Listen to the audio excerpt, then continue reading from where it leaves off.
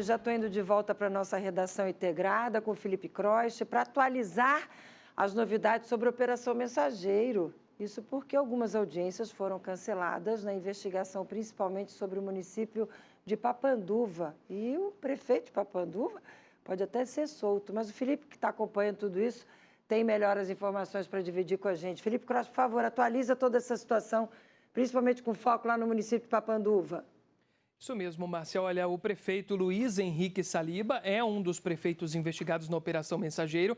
Ele era prefeito lá em Papanduva e foi preso na primeira fase da Operação Mensageiro, ainda no dia 6 de dezembro de 2022. O que chamou a atenção é que agora ele já é réu no processo e algumas audiências já tinham sido marcadas, as chamadas audiências de instrução desse processo judicial. Só que agora foram canceladas. A gente teve acesso à decisão da desembargadora. Você confere agora o trecho onde a desembargadora cita o seguinte: por prevenção, cancela as audiências de instrução de 26 e 27 de junho e 10 e 11 de julho.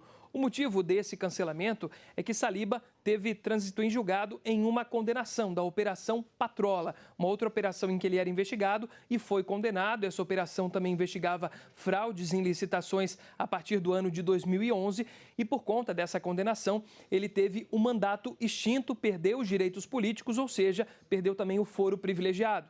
Por isso, a defesa entrou com um pedido, uma petição, solicitando algumas coisas. Você vai acompanhar esse trecho que a gente separou dessa petição da defesa, onde a defesa reitera o pedido de declinação de competência por haver cessado o foro por prerrogativa de função.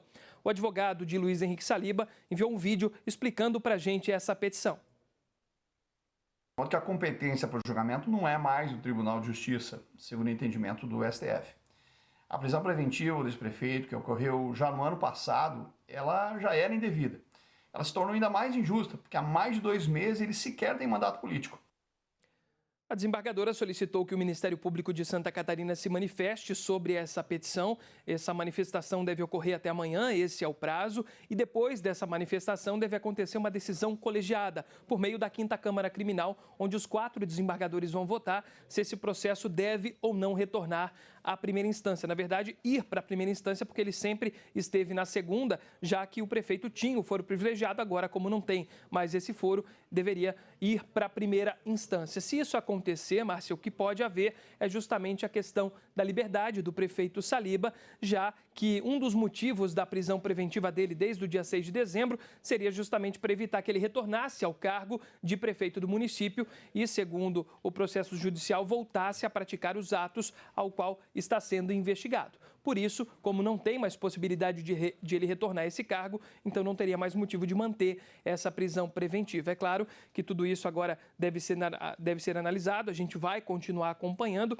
Em Papanduva deve inclusive ocorrer uma nova eleição. Essa eleição é a chamada eleição indireta, ou seja, não é a população que vai às urnas, são os próprios vereadores que vão votar em um dos candidatos. Essa eleição tem um prazo de 30 dias, deve ocorrer até o início do mês de julho, para então os partidos apresentarem candidatos, os vereadores vão escolher o candidato que vai assumir esse cargo até as próximas eleições municipais. Isso porque o vice-prefeito de Saliba, ele já renunciou ao cargo e quem está coordenando a prefeitura por enquanto é o presidente da Câmara, que é o Jefferson Schuppel. Só que ele não pode continuar no cargo por conta da lei do próprio município de Papanduva. Então, dentro de 30 dias, até o início do mês que vem, deve acontecer essa eleição indireta para que um novo prefeito seja eleito até as próximas eleições municipais, quando aí sim a população deve ir às urnas. Claro que a gente segue acompanhando tudo de perto e atualizando aqui na tela da NDTV.